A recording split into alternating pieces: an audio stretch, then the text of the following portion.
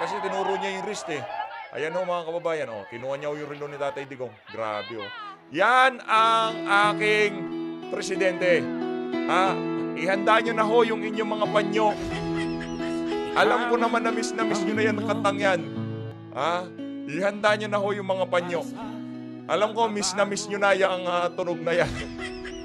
Sabi ni Jackie Perez, samahan po namin siya maghukay. Tulong ako. Gusto Ako mo din. magdala din ako ng show. Nag-ano na nga ako, 'di ba? Nag-volunteer na ako.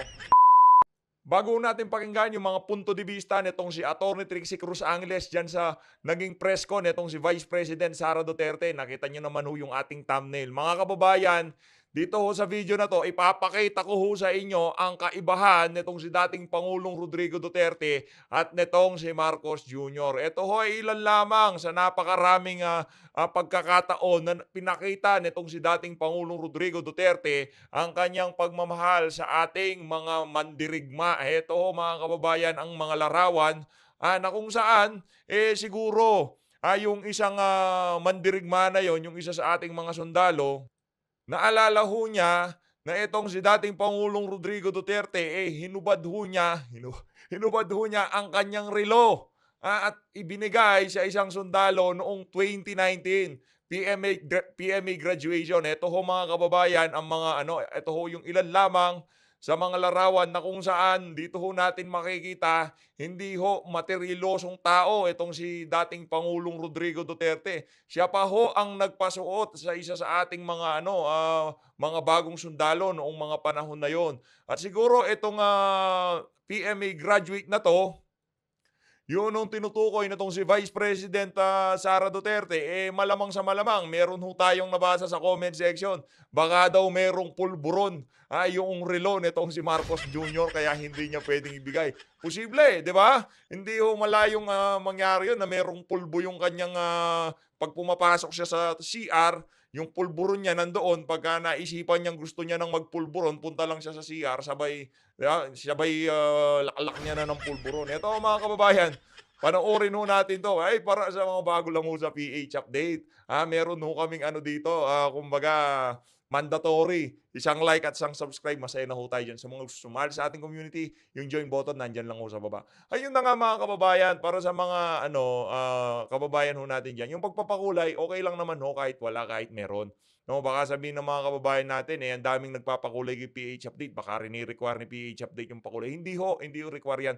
Pinapakita ko lang ho, pinapasalamatan ko lang ho yung mga kababayan nating nagpapakulay. Kasi ho, na-appreciate ho natin yung ginagawa nilang effort na pagpapakita ng suporta sa ating mga ginagawang reaction video. Ito mga kababayan, panoorin ho natin ito. Lieutenant General Ronnie S. Grabe naman. Evangelista, Armed Forces of the Philippines. The Commandant of Cadets, Brigadier General Bartolome Ayan ho. Vicente O. Bacaro, Armed Ayan ho, Forces mga of the kababayan. Philippines. Oh. And the head of the academics Dito group, sa na to, Brigadier General Cheston D. Valencia, Armed dito Forces sa of the na to, sa Philippines. pagkakataon na to, Thank you for Oh. being part of another Relo. milestone in the history of the Philippine Military Academy. Hmm. To our graduates, the members of PMA Mabalasi Class of 2019, we bid you farewell Mabalasi and God bless. Class. Maraming Tinatanong ni salamat Tatay po Diggs sa kung inyong sino yung lahat walang at relo. mabuhay ang Republika ng Pilipinas. Kasi tinuro niya yung wrist eh. Ayan ho mga kababayan, kinuha niya ho yung relo ni Tatay Digong. Grabe oh. Yan ang aking presidente. Ihanda niyo na ho yung inyong mga panyo. Alam ko naman na miss niyo na yan kantang yan. Ihanda niyo na ho yung mga panyo. Alam ko miss niyo na yung tunog na yan. Tayo din naman ho, miss na natin yan. Yan ho ang presidente natin. Yan ho ang sinusundan natin. Yan ho ang kung anong sabihin ng mama na yan. Yung presidente na ho na yan, siya lang ho ang nakita natin na nagpakita ng totoong pagmamahal para sa sambayan ng Pilipino. Kaya pasintabi para dun sa mga politiko ngayong mga panahon na to na akala mo kung sino sila, kung makapagsalita pagka sinabi nilang mahal nila ang sambayan ng Pilipino. Pero peki hulat yun. Marami hong huwad at mapagpanggap. Hindi hulat ng nakikita nyo sa social media. Totoo yan. Okay, hindi lahat ng nakikita nyo. Makikita nyo yan sa track record kung saan ba galing yang mga politiko na yan, yang mga individual na yan. Makikita nyo ho yan, makikita nyo. At mararamdaman nyo ho yan, mga kababayan. Base sa ating nasubaybayan, sa hindi naman sobrang haba. Since 2016 lang naman ho tayo dito. Itong si dating Pangulong Rodrigo Duterte lang ho, sa kanya lang ho natin nakita yung mga ganyang klaseng galawan. Tapos na ho dyan ang programa, pero ginawa pa rin ho yan itong si dating Pangulong Rodrigo Duterte. At dahil dyan, Tatay Diggs, karapat dapat ka lamang palakpakan. Saludo, saludo. Saludo ho tayo dito kay dating Pangulong Rodrigo Duterte. Alam nyo, ito, isang trivia ha. Isa ho sa mga pangarap natin ang magsundalo. Yan yung mga pangarap na hindi ho natin nakamtan. Hindi ho tayo nakapagsundalo. Isa ho sa mga pangarap natin yan, maging sundalo. Kaso hindi ho yun ang itinakda ng tadhana sa atin. No, hindi ho yung pagiging sundalo. Pero isa ho yan sa mga naging pangarap natin. Noon ngang mga 5 years ago, nag-isip-isip po tayo na gusto natin pumasok sa parang reservist, parang gano'n. Kaso hindi ho na-push eh. Na-push ho yung pagre-reaction video. Saludo kay Tatay Digong. Saludo. Yan ganyan yung leader natin, di ba? Yan. Galing ni Tatay Digong. Siguro, yung graduate na yon, naalala niya, itong si Tatay Digong, namimigay ng relo. Di ba? Namimigay ho ng relo. Ngayon naman ho, sa bahagi ng video natin na to, panuorin naman ho natin yung PMA graduate noong ngayong taon na to, 2024, para makita nyo ho yung kaibahan ng kung paano tratuhin nitong si Marcos Jr. ang ating mga sundalo at nung panahon ni dating Pangulong Rodrigo Duterte. Naku, hindi pa ngayon dapat ilalatag itong mga ganitong klaseng video di ba? Dapat ilalatag pa lang to sa 2028 Parang mali. Okay lang, sige, latag na natin. Wala, nandyan na yun game. Eto ho, napakahirap hanapin. Makikita nyo na ho ang kaibahan. Halos 30 minutes ho natin ginanap itong portion na to. Eto mga kababayan, dahil sobrang saludong-saludo ako sa mga kasama natin dito sa PH Update.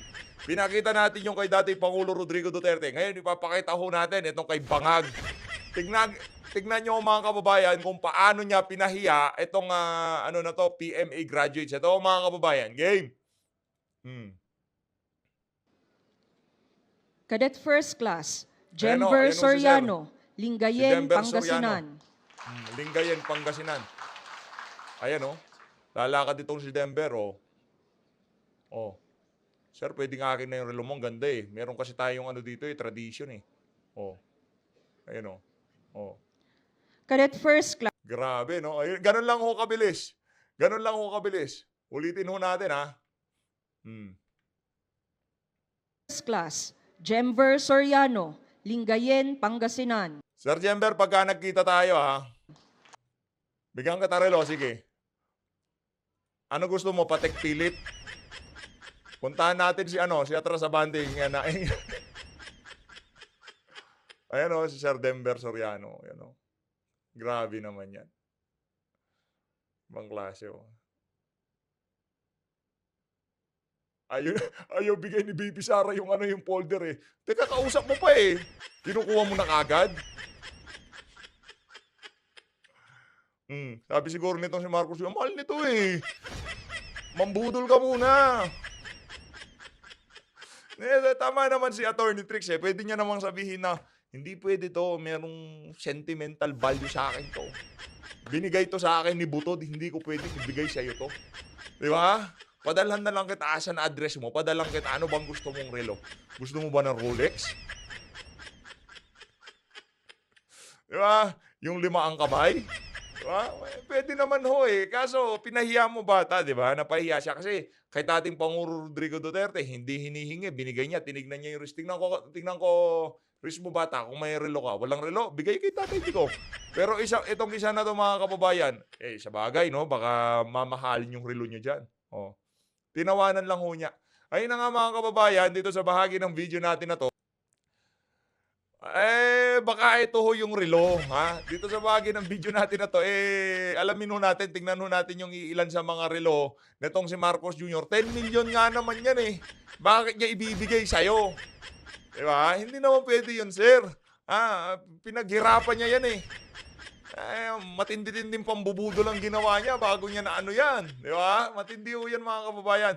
Isa lang ho yan sa mga relo nitong si Marcos Jr. Meron ho siyang ano ba yan? Di ho natin alam eh. PMA graduate. Can I have your watch, Mr. President? Why will I give you my watch, PMA graduates? Oh, kasi bastos ka ha. Bastos tong ano na to ha. O sige na mga kababayan, punta na ho tayo kay Atty. Trixie Cruz Angeles. Kay Atty. Trixie na ho tayo. Game. Yun yung gusto ko eh. When she decides that she's going to be to tell it like it is, she doesn't sugarcoat anything.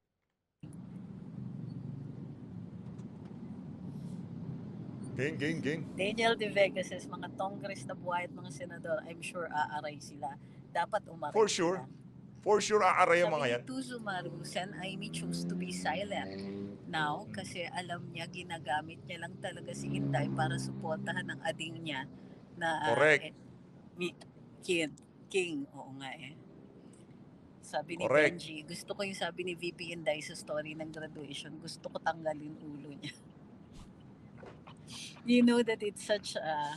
Nanggigil eh. It's so raw, kumbaga, na statement yon. Ramdam na ramdam ko yung galit niya. Hindi na siya Gigil. inis eh. At that point, nung sinasabi niya, gusto ko tanggalin yung ulo niya. Hindi na yun inis, galit na yun.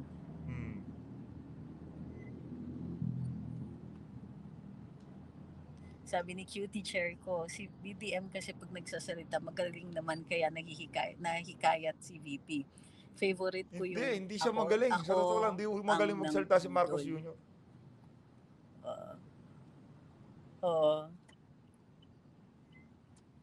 Sabi ni Ma'am Christina, love how you explain. Tayo hindi tayo believe sa ng pera pagsasalita ni at Marcos shows Jr. yung Di magaling. empathy ni VP ISD. At saka yung intention ni VP Inday na tumulong talaga. Yung papalipasin mo ba, yung pagkakataon na mabago mo ang buhay ng isang tao na wala namang hinihingi sa yung hindi mo kayang bigay. Correct. Kayang ibigay yun. Yung ano yan eh, yung may iba sulat, yung sa inaabot mga kasama kay niya, VP. dudukot lang sa bulsa yun eh. Correct.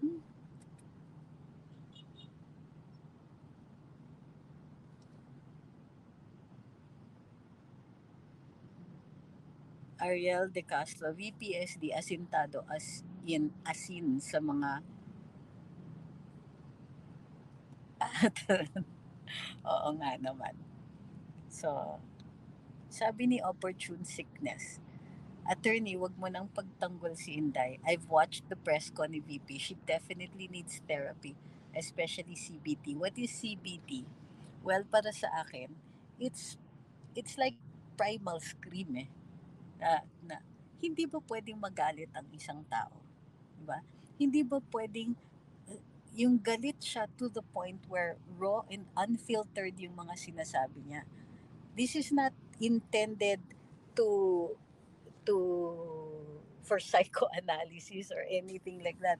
She's telling you what her feelings are. So para sa akin, walang kailangan ipagtanggol kay VP Sara kasi wala naman siyang sinabing mali. Correct. Kumbaga, kasi sa totoo lang, masyadong sheltered ang liderato dito. Hindi na yan mga nanonood or tumitingin sa sa social media. They don't do that anymore. And people who talk to them, they filter things. I know, it happens. Ganun talaga ang leadership. Because sometimes you just don't have the time. But if you don't have the time to check the pulse of the nation, then kawawa ka naman because you will be making decisions based on incomplete na input.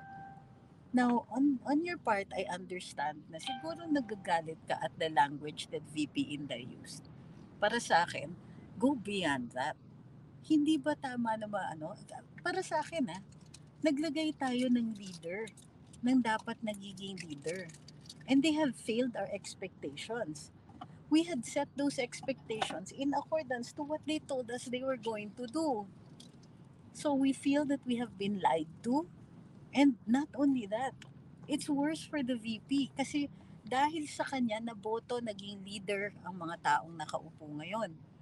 Dahil sa kanya, nanalo itong mga ito, and ang isinukli sa taong bayan na bumoto sa kanila ay ito, mataas ang somebody explain to me kaya nagbebenta ng ginto ng central bank ang mga ito is this is an attempt to help control inflation.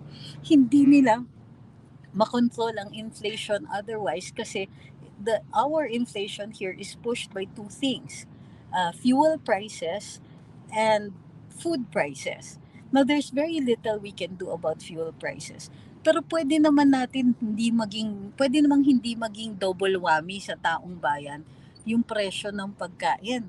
Kailangan mo lang i-control yung mga middlemen na sobrang garapal pagka nagpapatong sila doon sa kanilang kita. And instead of taking care of that, wala lang. So, eto tayo, hopeful na hopeful. Eto si Inday, tumulong pa para yung mga hopeful na yan ay makuha nila this particular leadership. And then the once nakaupo na, anong ginawa? Hindi lang si VP Inday ang ginigipit at nasasaktan. Hindi lang ang pamilya niya.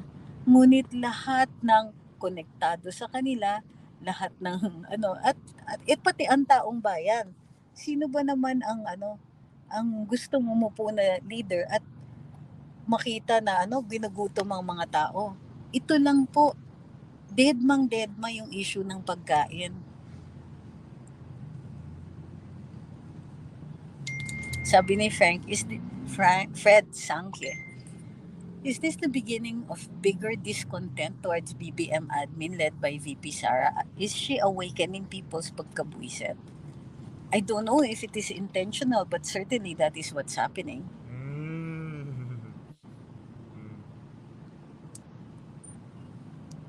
Rozel's dad says, sa 5K, let's give him the benefit of the doubt. Baka akala sa 5K is 5 kilo. Siyempre ayaw niya magpaagawan. Paano ang party niya? Uy, grabe kayo. 5 kilo.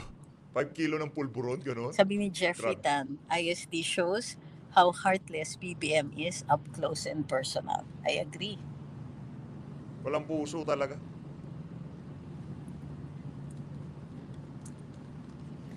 Paniguradong merong aaray, Attorney Twig, sabi ni Isagani Riego Zulueta. Lupit talaga ng ating VP.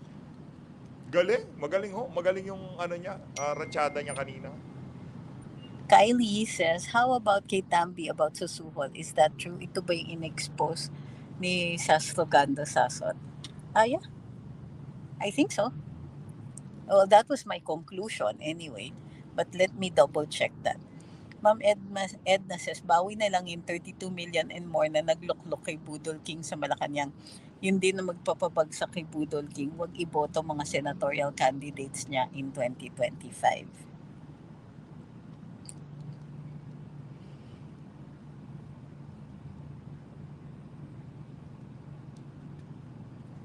Sabi ni Sherwin Reds, galit na galit si Gadon sa live kanina. BFF niyo po ba siya?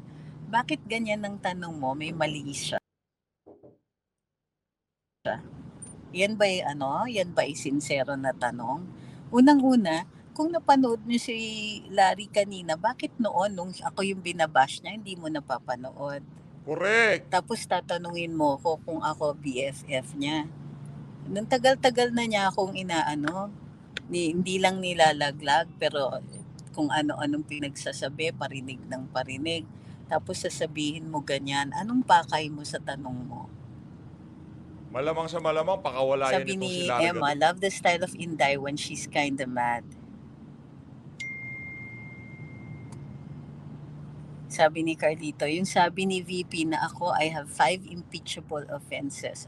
Meron ako dito listahan ng 5 impeachable offenses niya. Pero lulusot ba ito sa House? Hindi. Sabi niya. So, sinong nanood kay LG kanina, baka pwede niyong ikwento nga kung anong sinabi niya. Pero wag naman kayong malisyoso magsabi, BFF ko siya, ang tagal-tagal na niya akong binabash.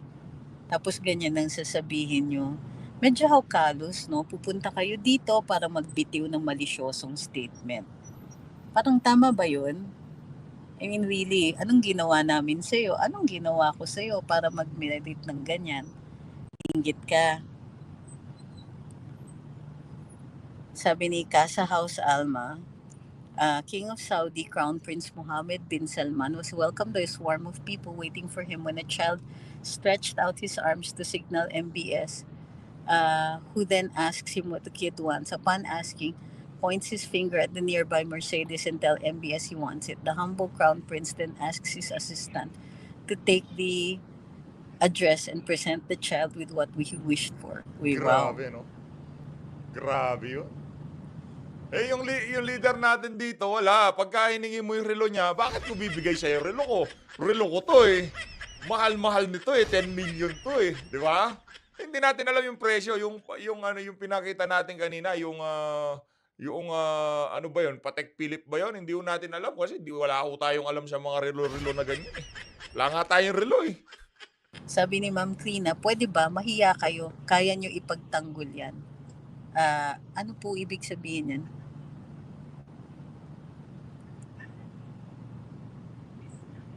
Psychologist din, di ba si VP Sara? Physical therapist po. Physical therapy. Way I see it, Okay. says, mabigat na yung drug me to hell statement na yan. Mas mabigat pa sa mga parehong statement ni FPRD. Sabi ni Dolce Vita, napaka-touching ng convo nilang magkakapatid. Paligsahan ng improvement sa city nila. How admirable kung no? ganyan sana mag-mindset ng ibang politicians. Ang layo na ng narating ng Pinas. Correct. Kaya nga, no? Kaso wala ho eh. Sabi ni Felix, they need me, I don't need them. If God permits, babawiin natin lahat yan. To send Amy, tumigil na kayo or else hukayin ko yung tatay nyo at itapon ko yan sa West Philippines. Yun yung matindi, no? Yung matindi. Well, it Yun wasn't yung pinaka-epic. exactly like that, but close enough. Para sa akin ha, yung buong press con nitong si VP Sara, yun yung kumbaga, yun yung pinaka-climax eh, nung binanatan niya tong magkapatid na to. Pagka di kayo tumigil, pupunta ako sa libingan ng mga bayani, kukunin ko ang labi ng ama nyo, itatapon ko sa West Philippine Sea. Yun ho talagang matindi doon. Mga wala kayong utang na loob, mga walang hiya kayo, parang gano'n eh, no? Ibang klase talaga tong si VP. Idol, pagka ganun ho, automatic na alam nyo na ho kung ano yan. Saludo, di ba? Type saludo sa comment section kung saludo kayo doon sa ginawa na yon itong si VP Sara. Tuloy. Galing. Sabi Bilib. ni Ramon, ngayon ko naramdaman na galit na talaga si VP Sara dahil ayaw siyang tigilan ng mga alagang buhayan ni BPM.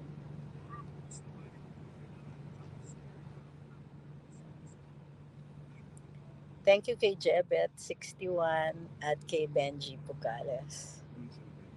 Nel says, wala akong pag-asa si Amy kapatid and pinsan pahamak. Lala says, gusto ko yung sinabi ni VP, may sipon daw siya, hindi daw nag-cocaine at excited na ako doon kay Martin Romualdez. Isa pa yun. Tungkol sa Matindi din yun. sinasabi ni Sas. Matindi din ho yun. Jason Fernandez said, sa nababalitaan ko sa House of Horror and B admin, nakakapikon na talaga si VP Sara pa kaya di mapikon. Mm-hmm.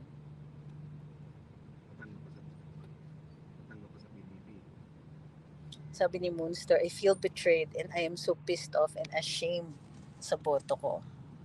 Sabi ni Sean, napahiya yung PMAers na PMAer na hinihingi bilang graduation gift yung watch ng Pangulo. Pero hindi lang naman niya ito pinagbigyan. Siguro mas okay, sinabi na lang ng Pangulo. Bigyan niya na lang ng ibang relo. Oo, Correct. naman yun. Tama. Pwede niyang sabihin na alam mo, bigay ito ng kaibigan. Pero pahingi ng contact details mo at padadalan kita ng iba. Mabibigyan ka pa rin.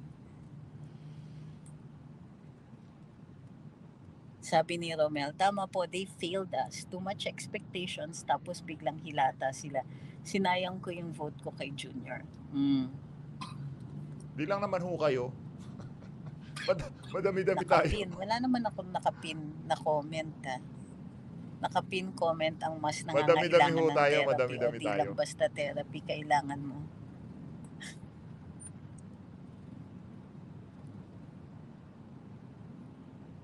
Three more years pa, sabi ni Fides. After that, never again to Marcos.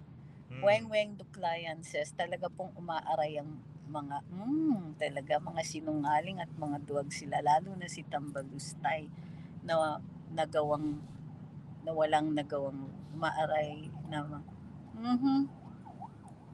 si Tambalustay. Sus, hindi ka makadecide kung anti-Duterte ka o pro ka, no? So you have very, very confusing statement. Sabi ni Wilma, ako happy na mabanggit ni VP Sara na gusto niyang tanggalin ang ulo. Too obvious po na walang utang na loob at powerless, especially kay Mrs. Sabi ni Candy, they can't put the Dutertes down. I was really touched about the student who was asking for the watch. BBM can just tell that student that he will give him another kind of watch. Ang VP ba pwede magpasa ng impeachment complaint sa presidente? Magpasa? What do you mean magpasa? You can file, and anybody can file an impeachment complaint. Pero unang-una, bakit naman natin aasahan na si VP ang gumawa nun? She can be supportive of it. Normally, pagka ganyan, nakaupo sa pwesto, iba po yung nagfa-file. Pero yung opisyales ay tumutulong by supporting it. But if you mean, maaari ba siya bilang VP ang mag-file? Hindi po yan kasama sa kanyang mandato at hindi po yan kasama sa mga pwede niyang gawin. Although it is not included sa mga hindi niya pwedeng gawin. Pero yung sinasabi mong magpasa, Kongreso lang po ang nagpapasa. Sabi ni Jackie Perez, samahan po namin siya maghukay. Tulong ako. Gusto Ako mo din. magdala din ako ng show. Nag-ano na nga ako, di ba? Nag-volunteer na ako. Sabihin lang ni VP Sara, madami-dami tayong pupunta doon sa libingan ng mga bayani. Kahit gaano karaming bantay pa yan, dadala tayo ng napakaraming pala. Isa ako sa mga, maso ba yun sa akin? Pala, kahit ano ba yun sa kanya? Yung ang tawag doon, yung parang square. Kung square, kailangan natin dyan, maso. Hindi natin kailangan yung pala dyan. Hindi, binababoy ho kasi nila. Sa totoo lang, kung hindi ginagawa yan sa mga Duterte, di naman natin sasabihin to. Nananahimik na si Apo Lakay. Nananahimik na yung matanda. Pero yung kababuyan ho nila, wala na. Tingnan nyo, yung kababuyan ho nila, wala na sa gobyerno si dating Pangulo Rodrigo Duterte. Binababoy ho nila. Ngayon, kung ganun ang gawin natin dito sa matandang Marcos, huwag silang umiyak pagka kay PRRD, okay lang. Ha? Para kay PRRD na pinrotektahan lang yung ating mga anak, yung mga ating mga pamangkin na malayo sa illegal na droga. O itong isa na napakaraming natatagong yaman mapahanggang sa ngayon, yung hinihintay ng mga Talyanista na Talyano Gold, hindi pa rin nila nakukuha. Na kung saan yung lupa diyan sa Paway, Ilocos Norte, pinababalik ng Supreme Court. Kasama daw yun sa ill-gotten wealth ng mga Marcos na to. Yung isa, pinrotektahan yung ating mga kabataan. Yung isa naman, hindi natin malaman kung gaano kalaking pera kinurakot nung panahon niya bilang Pangulo. Doon na ako kay Tatay Digong. At least, nagurgura mga kriminal dito. Kaya pagka tayo, nagbigay ng go signal si Madam BP, naku po, dala ho tayo ng mga palad dyan sa libingan ng mga bayani. Itapon ho natin yung labi niya dyan sa West Philippine Sea. Yun ang sabi ni Bibi Sara. Pero tayo tutulong dyan. Dahil siya ginagawang pambababoy dito sa ating Pangulo Rodrigo Duterte. Kung gusto nila baboyan, kaya rin naman natin gawin yan. Dati talaga, sinasabi natin, patay na, nananahimik na yang si matandang Marcos, si Marcos Sr. Huwag na natin pakialaman. Ayaw natin, hindi nga natin siya binababoy dito Kasi hindi naman tayo ng bababoy kagaya ng pambababoy na ginagawa ng aso ni Tambalustos. Kaya dito medyo kumbaga yung napuno na pati yung mga mga taga-suporta ng mga Duterte napuno na ho. Hukayin na natin. Wag na tayo Mantakin nyo maging etong si Attorney Trix tutulong sa paghuhukay. Yung mga ano, yung mga marunong magbangka, sila naman ang raratsyada papuntang West Philippine Sea tapos sabay tapon na doon. Dahil yung mga Marcos na yun, mga walang kwenta ho yan. Kunin nyo, tayo mga ano, dito sa Luzon, kukunin yung labi, tapos ibibigay doon sa mga nakabangka, itapon sa West Philippine Sea. Binababoy nila si dating Pangulo Rodrigo Duterte. Ano gagawin natin? Tama nga naman yung approach ni VP Sara. Hindi nga natin naisip yun, no? Binababoy nila si dating Pangulong Rodrigo Duterte na walang ninakaw, walang napatunayang pagnanakaw, bagkos maraming nagurgur na mga kriminal. Binabanatan nila, bakit hindi natin banatan yung Parehas lang yung nananahimik to eh. Si Tatay Digong nasa Davao na nananahimik siya doon. Di natin malaman kung ano ginagawa niya. Nagchichiks ba siya? Kumakain ng durian? O kung ano mang ginagawa ni Tatay Digong, wala na ho tayong alam doon. Etong isa, nananahimik. Literal na nananahimik dyan sa libingan ng mga bayani. Pero itong si VP Sara, base sa kanyang sinabi kanina umaga o kahapon o kung kailan man ma-upload tong video na to, itatapon sa West Philippine Sea. Kasama ko tayong maghuhukay dyan. At marami sa mga sasama ho ba kayo sa paghuhukay? Yan ang tanong. Maghintay ng backhoe, tayo-tayo na lang. Saludo kay Attorney Trix. Sabi ni Ma'am Wilma, kaya Attorney Trix, unfollow na ako kay Gadon noong binabanatan ka niya. Alam nyo, to be honest, never ko siya sinagot. Kasi hindi ko style yan eh. Bakit kita bibigyan ng oras ko? Lalo na yung ganyan. Posibleng bigyan ko ng oras yung mga bagay na may substance. Ako, Attorney Trix, dun sa huling video na, bago tong video na to, binanatan ko si Gadon eh. Hindi kasi ako makapagtimpi kay Gadon eh. Kumbaga, he's getting to my nerve, ika nga. Talagang pumapasok na siya. Kumbaga, yung gigil natin, di na natin mapigilan eh. Kaya, siguro kung nabanatan man natin itong si Larry G, naiintindihan niya yon, di ba Larry G? Substantial na argumento o may ebidensya or so on. And then, I think that I should explain pagka ganon. Pero yung babanatan ka ng chismis, yung mga ganon, hindi na worth it. O sa kamalasang palad niya, meron siyang binanatan na sumagot.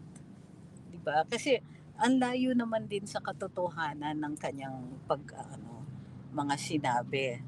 And I think that he should be smart enough to know na one of these days, kailangan niyang sagutin yung sagot. Sabi ni Rodmar, di namin alam if pinaparinggan ka ni Larry Gadon sa Karambola. May nanonood pa ba doon? Hindi ko alam kung may nanonood. Wala. Eto, totoo. Dati nung nandun pa itong si Attorney Trix, pinapanood natin ang Karambola dahil sa kanyang mga pang-legal na yung mga opinion niya, yung mga point of view niya pagdating sa usaping legal, talagang pinapakinggan ho natin itong si Attorney Trix. Pero mula nung umalis na, umalis, o pinatanggal itong si Attorney Trix dun sa Karambola, hindi na ho natin sinilip yung Karambola na yan, yung kanilang, pero alam pa rin natin kantahin yung nila, yung kanilang team song dong. No? Alam ho natin kasi suki ho tayo dyan sa Karambola dati, pero ngayon wala na hong kwenta. Anong pag-uusapan nila doon? Mga accomplishment ng administrasyon? Babanat sila yung papitik-pitik na hindi nila madire-diretso dahil baka sila sumunod kay Attorney Trix. Pero usually doon sa kanyang press conferences, ganon. Alex Paulan said, when Sarah said, I will call out the bullshit when it comes. For me, it says a lot. Renan Talabis says, siguraduhin natin na 0 ang boto ng mga Junior D sa TAMS. Pag na 0 ang mga yan, kahit mandaya ang mga bataan nyo sa COMELEC ay hindi mananalo. Ginawa na yan dati kay Digong pero hindi umubra dahil sa daming bumoto sa kanya. Ay, hirapan. Sobrang hirap nun. Yari ho sila dun. Sa totoo lang Sabi ni Ferdinand Magellan, concert siya. Malabo yun. MBS is not the king of KSA yet. He's the crown prince. King is King Salman. I see. Thank you for the correction.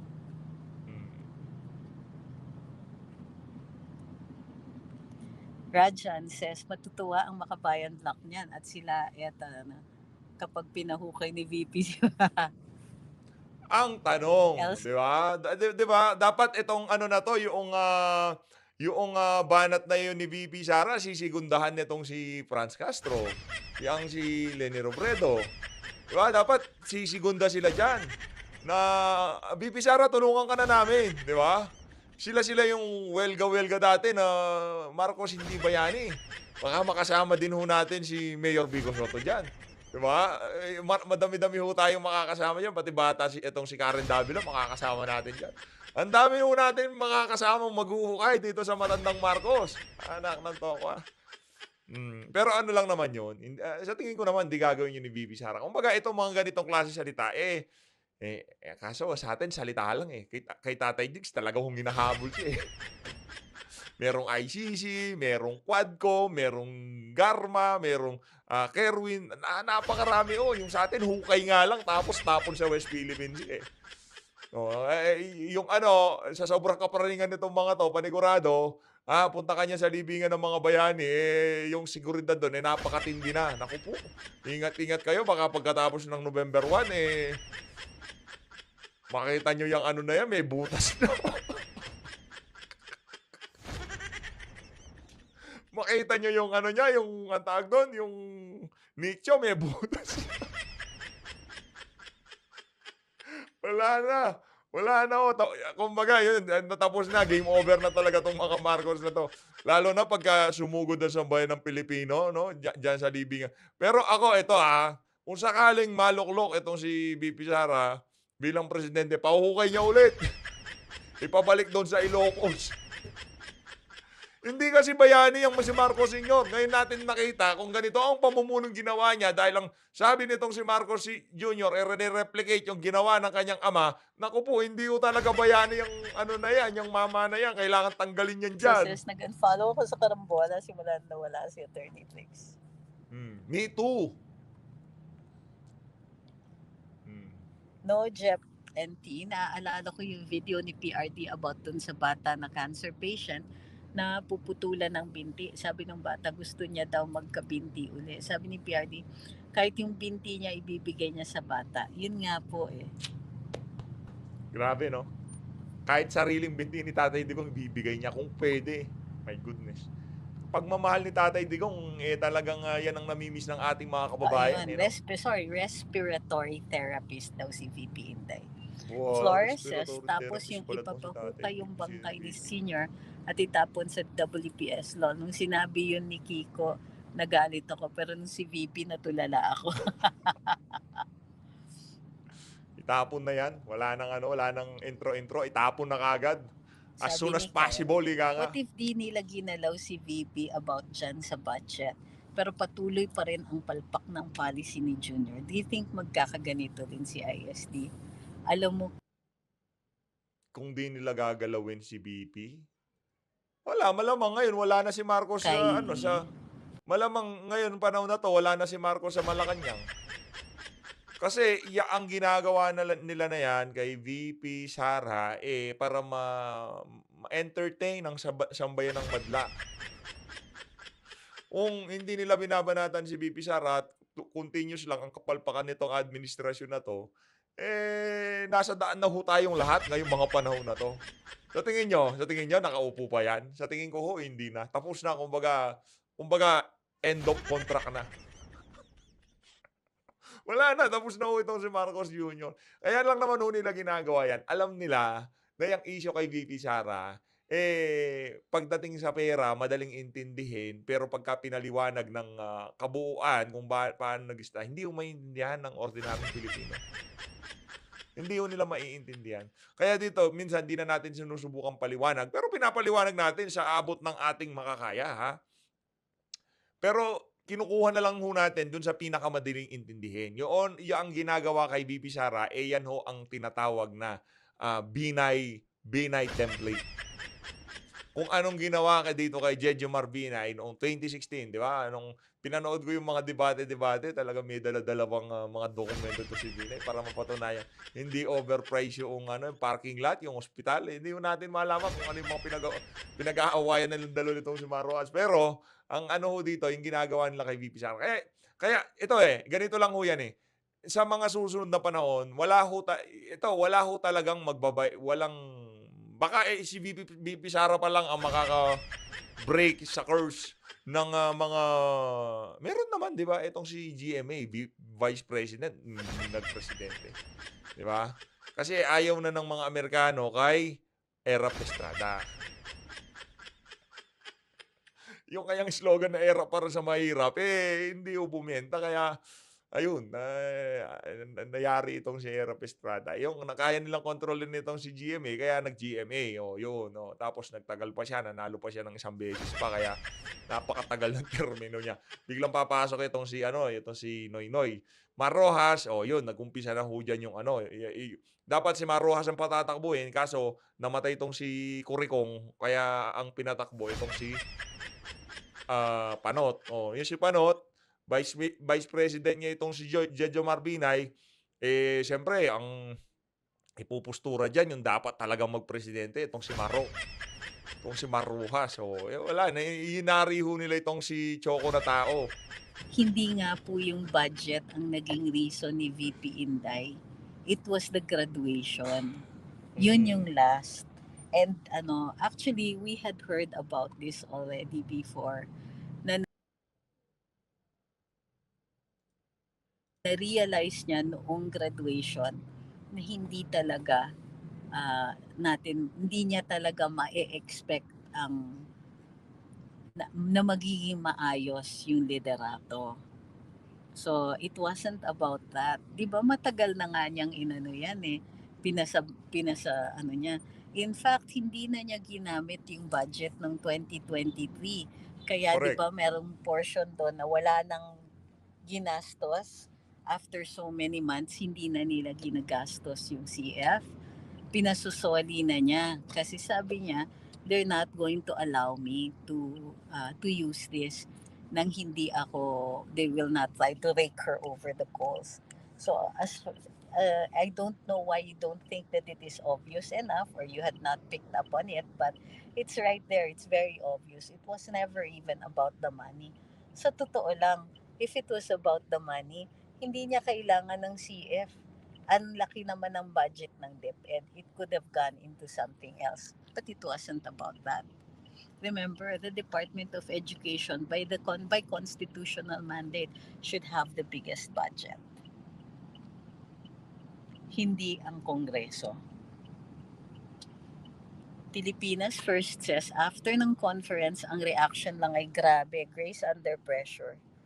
Ang lutong ng FU with gigil, ramdam na ramdam, parang bulkang tahimik na pumutok na, very witty with humor, high impact. Ako, isa pang tumatak sa akin doon sa presko ni VP Sara, yung babala niya dito kay Leni Robredo. Mag-ingat ka. Pero sa akin naman, okay lang naman yun. Kahit makipag-alyansa sila kay Leni, di na rin naman siya threat sa dito sa administrasyon na to. Kumbaga si Leni, tinanggap niya na ang kanyang pwesto sa pamahalaan. Diyan lang talaga siya sa naga. Kumbaga yung kanyang pangarap na maging presidente, wala na ho yun. Kumbaga, inabandon na ho nitong si Leni Robredo. At yung mga dilawan na kasama niya, kasama na ho ni Marcos Jr., paano pa ho siya pupustura para sa 2028? Kaya wala na ho talaga. Yang si Nanay Leni, yung karera niya pagdating sa national politics, dapat hapon na. Sa politics, dapat sa... Yung sinabi ni VP na number 4 sa Pinas na most improved city at sana kaya ni Baste na iangat pa sa number 3.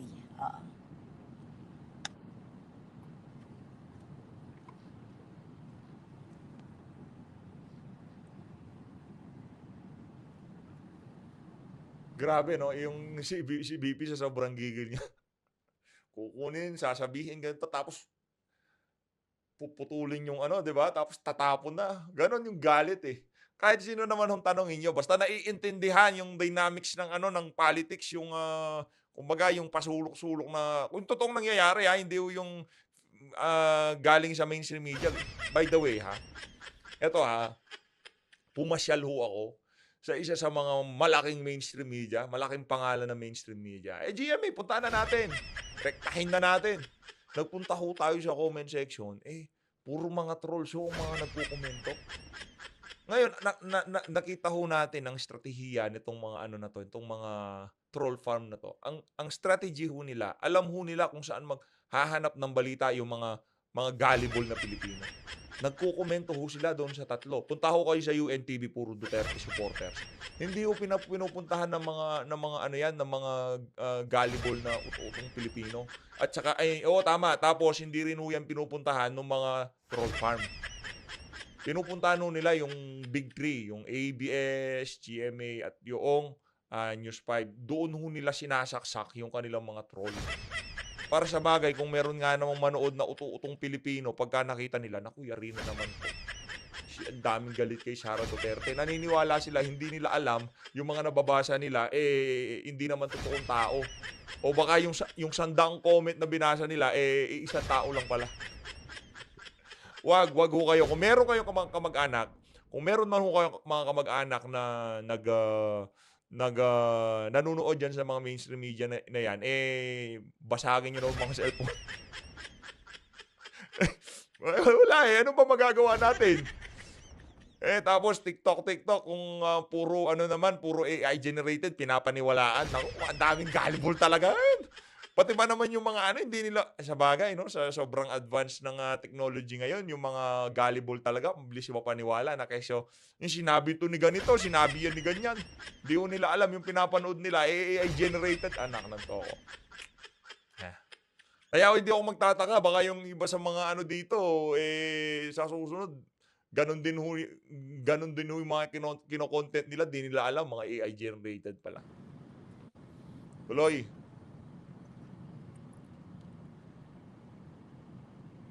Hahanapin natin ang PMA your attorney, bigyan natin ng relo. Pwede, bigay niyo sa akin yung pangalan. Hindi ko kayang magbigay ng mamahalin, pero kung sakasakali, may maibibigay tayo. Correct. Dapat ganun Mark Anthony Crisostomo says, for sure sa live ni Gadon, puro BO lang ang masasabi doon. Buhay pa ba si Gadon? Wala siyang paramdam sa survey na 6 out of 10 families nakakaranas ng poverty. Magtrabaho na kasi.